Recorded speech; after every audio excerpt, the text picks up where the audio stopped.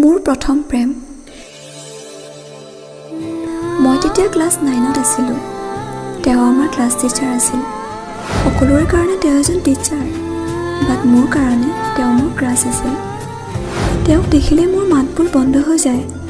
কিয় ইমান নাৰ্ভাছ হওঁ নাজানিছিলোঁ, কিন্তু তেওঁৰ সেই গহীন হাঁহিটোত লুকাই আছিল মোৰ সমস্ত সপোন।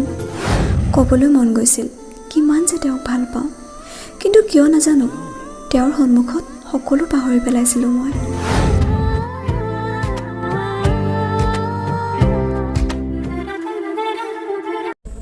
শেষত মোৰ ছাৰৰ লগত প্ৰেম সফল হ'ল নে লিখিব মন নাছিল, কিন্তু সকলোৱে জোৰ কৰাত মই আকৌ লিখিব আৰম্ভ কৰিলোঁ।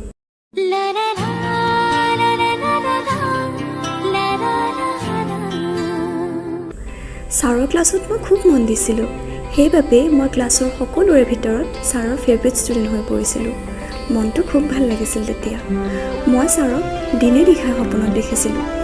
স্কুলত এদিন ছাৰক মই এজনী মহিলাৰ লগত কথা পাতি থকা দেখিলোঁ। পাছত গম পালোঁ যে সেইজনী তেওঁৰ হ'বলগীয়া পত্নী। চকুলো হৈ আহিল আৰু মোৰ প্ৰথম প্ৰেম আধৰুৱা হৈ ৰ'ল।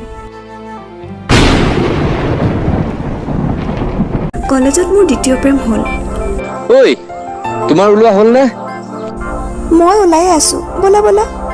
তুমিও যে আৰু এই চব যে কি লিখি থকা নহয়, এতিয়া ব'লক। ব'লা অ', কি যে চিঞৰি থকা নহয়।